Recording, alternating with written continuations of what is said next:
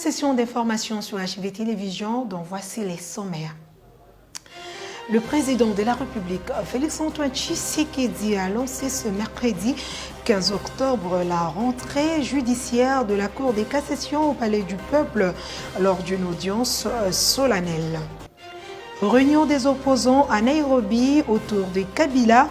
Le vice-premier ministre en charge de l'Intérieur, Jacques Chabani, parle d'une messe noire des condamnés de la justice contre la République.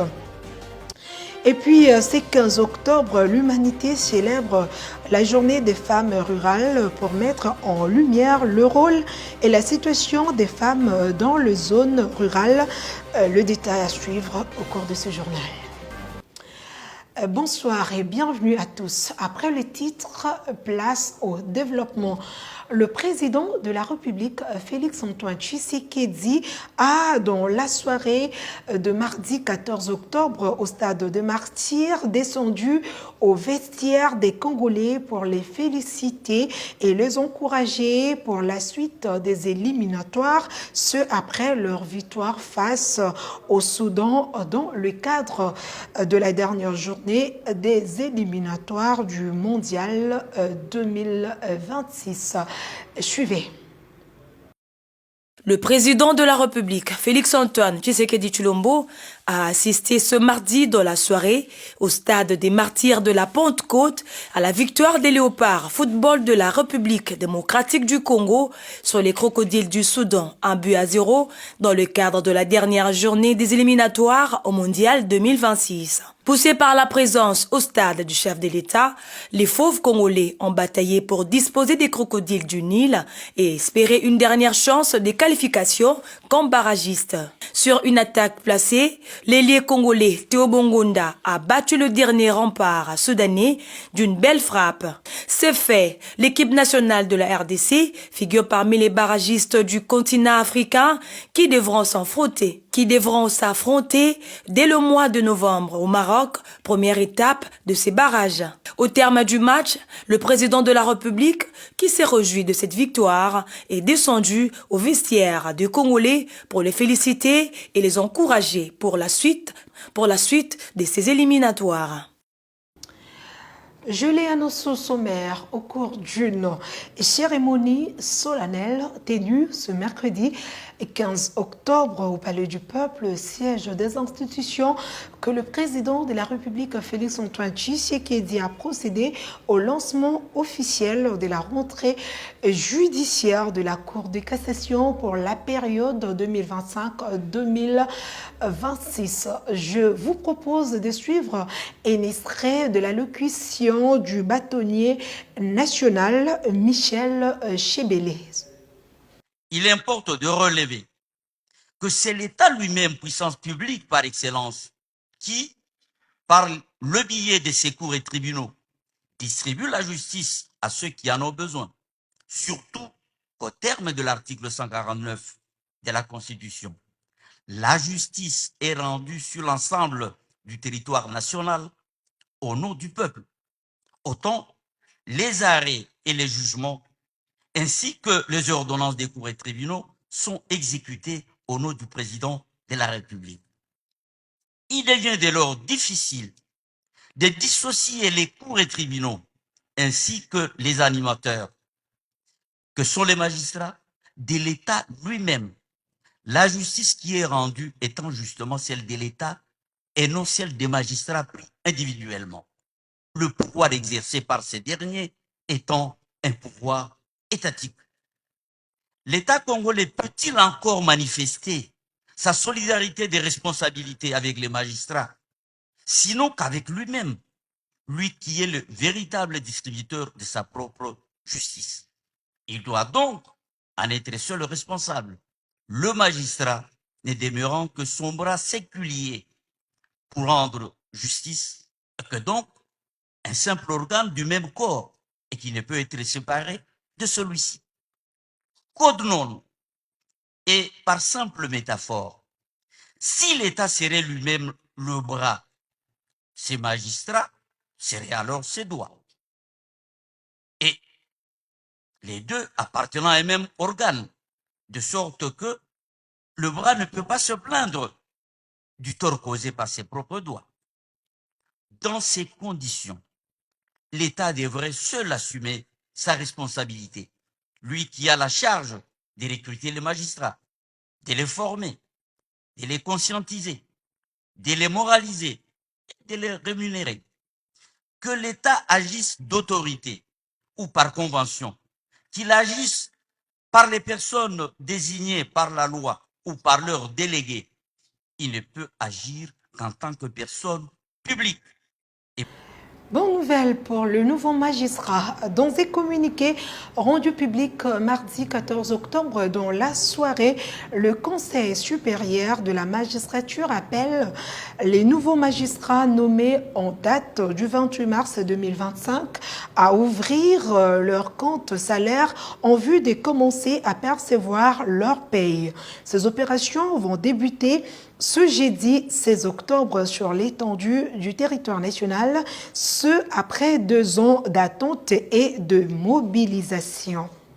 D'un chapitre à un autre, l'ex-président de la République, Joseph Kabila, a réuni mardi 14 octobre à Nairobi quelques figures de l'opposition. En réaction, le vice-premier ministre en charge de l'Intérieur, Jacques Chabani, parle d'une messe noire des condamnés de la justice contre la République et promet des sanctions contre les acteurs et initiateurs de cette réunion s'il s'avérait qu'il organise une déstabilisation des institutions. On l'écoute.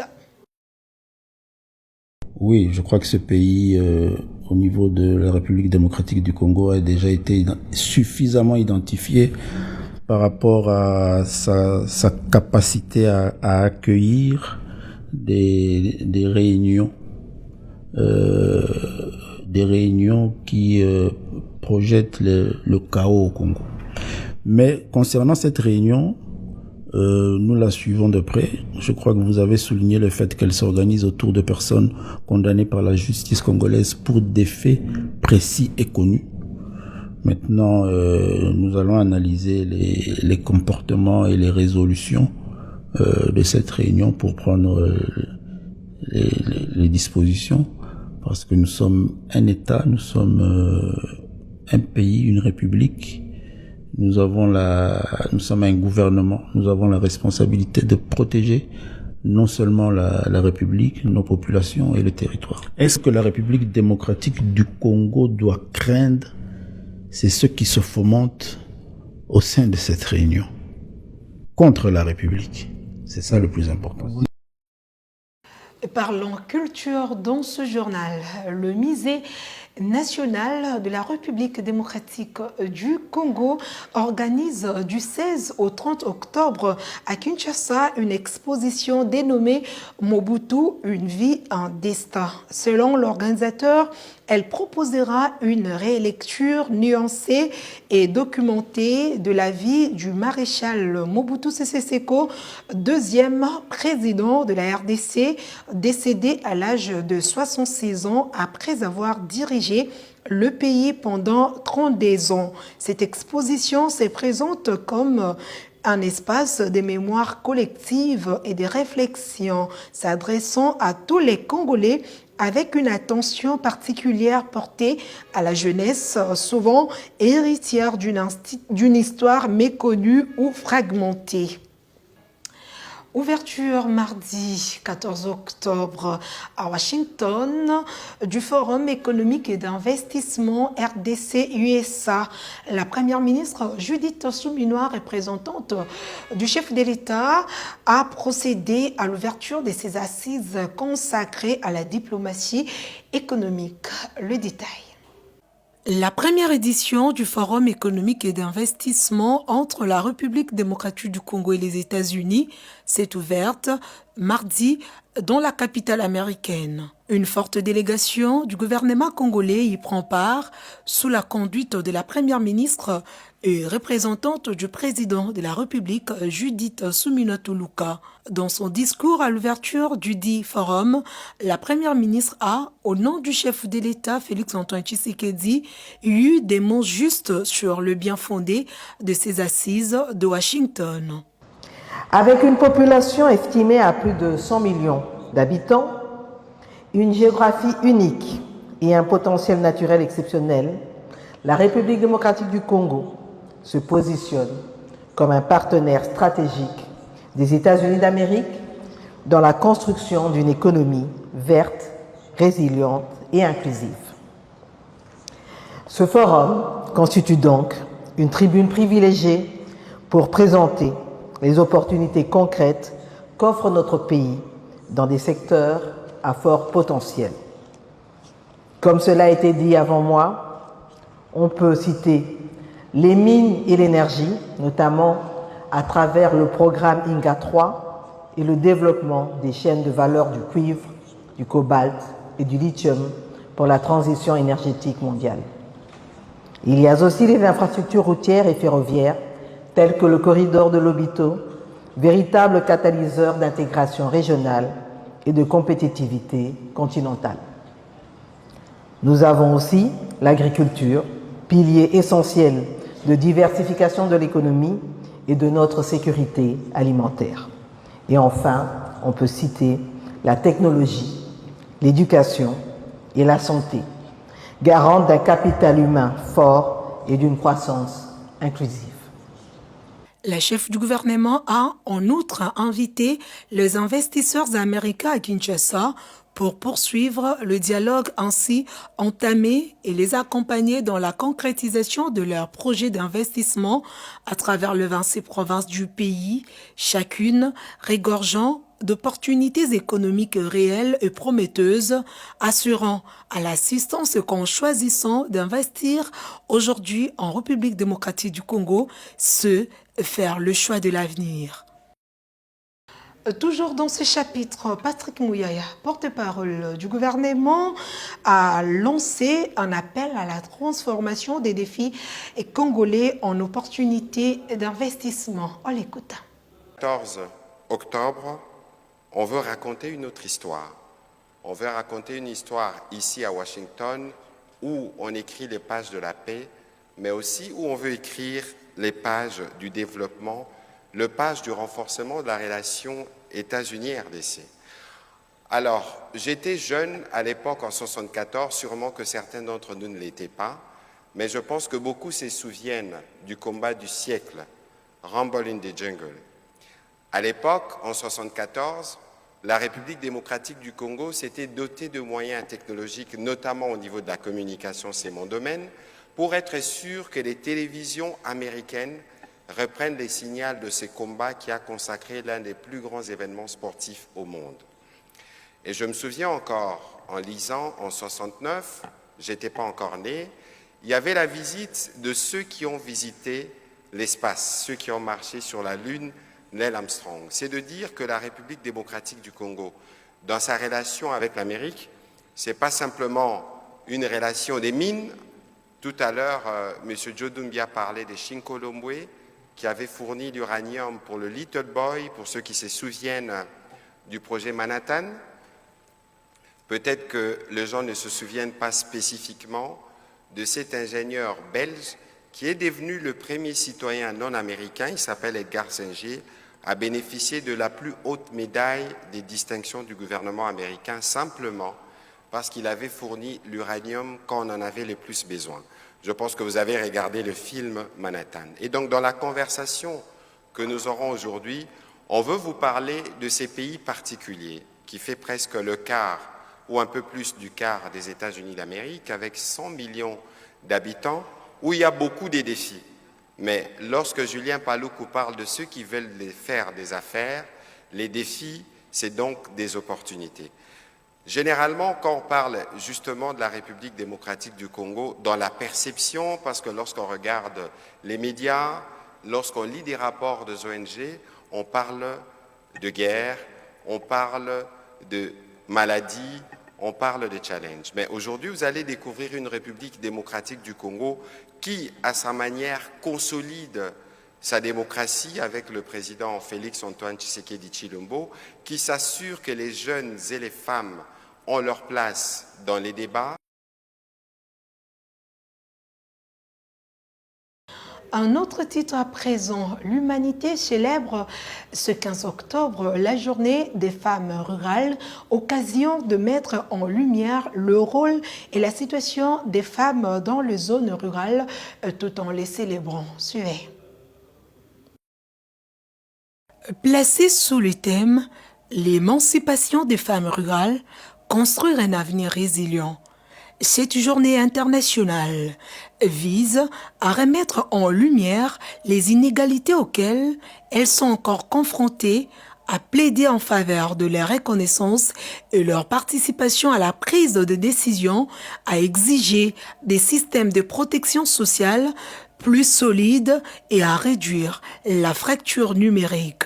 La Journée internationale des femmes, le ministère des Affaires étrangères de la RDC rend hommage à la force, au courage et à la résilience des femmes rurales congolaises. Piliers de notre souveraineté alimentaire et gardiennes de notre patrimoine naturel, les femmes rurales contribuent chaque jour à bâtir une République démocratique du Congo plus forte, plus juste et plus prospère. Parvenir à l'égalité de genre et autonomiser les femmes n'est pas seulement une question de justice, c'est aussi un élément essentiel dans la lutte contre l'extrême pauvreté, la faim et le changement climatique. Les femmes sont responsables de la moitié de la production alimentaire mondiale, tout en jouant un rôle de gardienne de l'environnement et de la biodiversité. Malgré cela, les femmes et les filles de zones rurales souffrent de manière disproportionnée des conséquences de la pauvreté multidimensionnelle. Les obstacles structurels et les normes sociales discriminatoires continuent de limiter le pouvoir décisionnel et la participation politique des femmes dans les ménages et les communautés rurales. Et toujours dans ce chapitre, Grégoire Muchai, ministre d'État du Développement rural, a dans un message appelé à la valorisation des femmes rurales à tous les niveaux de la société. Et le thème national est « Revendiquons nos droits pour mettre fin à la guerre et promouvoir l'égalité et l'autonomisation ». Suivez. Congolaises, Congolais. En ce 15 octobre 2025, notre nation s'est jointe à la communauté internationale pour célébrer la Journée internationale de la femme rurale. Cette journée est dédiée à honorer la force, la résilience et l'engagement des millions de femmes qui, dans nos villages, nos campagnes et nos territoires reculés, portent sur leurs épaules le poids du développement agricole, de la sécurité alimentaire et de la cohésion sociale. La femme rurale est le cœur battant de nos communautés. Elle cultive la terre, nourrit les familles, transmet les savoirs, soigne les enfants et participe activement à la vie économique et culturelle de notre pays. Pourtant, elle demeure trop souvent invisible dans les politiques publiques, marginalisée dans les décisions économiques et exposée à des conditions de vie précaires. En cette journée symbolique, nous réaffirmons notre engagement à promouvoir l'autonomisation des femmes rurales, à garantir leur accès équitable aux ressources productives, à l'éducation, à la santé, à la formation professionnelle et à la participation politique. Il est temps que la voix de la femme rurale soit entendue, respectée et valorisée à tous les niveaux de la société. Avec comme thème national, revendiquons nos droits pour mettre fin à la guerre et promouvoir l'égalité et l'autonomisation. Parlons sport avant de nous séparer. Les Léopards de la RDC ont réussi à s'imposer mardi 14 octobre au stade de Martyrs lors de la dernière journée des éliminatoires de la Coupe du Monde en battant le Soudan sur un score de 1-0 et l'unique buteur était Théo Bungunda. Le détail avec Plamedi Lukono. C'était dans un stade de Martyrs à moitié vide que les Léopards de la RDC ont réussi à battre le Crocodile du Nil sur la note de 1-0 lors de la dernière journée des éliminatoires de la Coupe du Monde 2026. N'ayant pas son destin en main, la RDC espérait un faux pas du Sénégal, chose qui n'a pas été faite malgré la victoire face au Soudan. Un match bien entamé de part et d'autre, impuissant face au but congolais, les Soudanais voient le Léopard ouvrir le score à la 29e minute de jeu sur une frappe de Théo Bongonda après un bon boulot de Galel Moukaou au milieu de terrain. Ça manque une bonne précision. Attention à ces pressings, aucune faute n'a été signalée. L'attaque si intéressante des Léopards avec Théo Bongonda. La frappe de Théo! Quelle fusée envoyée par Théo Bongonda! C'est avec ce score de 1-0 que les deux équipes regagnent le vestiaire. En seconde période, le sélectionneur congolais effectue plusieurs changements, notamment la première apparition de Brian Sipenga, qui foule le terrain pour la première fois avec le maillot congolais. Malgré plusieurs changements dans les deux camps, rien ne change. C'est par un score étriqué de 1-0 que les Léopards s'imposent. Rappelons qu'après cette victoire, les Léopards n'ont pas pu assurer leur qualification pour la Coupe du Monde, mais ils ont obtenu leur ticket pour le barrage qui se jouera au mois de novembre au Maroc. Et lors de ces mini-tournois, les Léopards seront face aux Lions indomptables du Cameroun. Fin de cette session d'information. Place à présent au rappel de principaux titres. Le président de la République, Félix-Antoine Tshisekedi, a lancé ce mercredi 15 octobre la rentrée judiciaire de la Cour de cassation au Palais du Peuple lors d'une audience solennelle. Réunion des opposants à Nairobi autour de Kabila. Le vice-premier ministre en charge de l'Intérieur, Jacques Chabami, parle d'une messe noire des condamnés de la justice contre la République.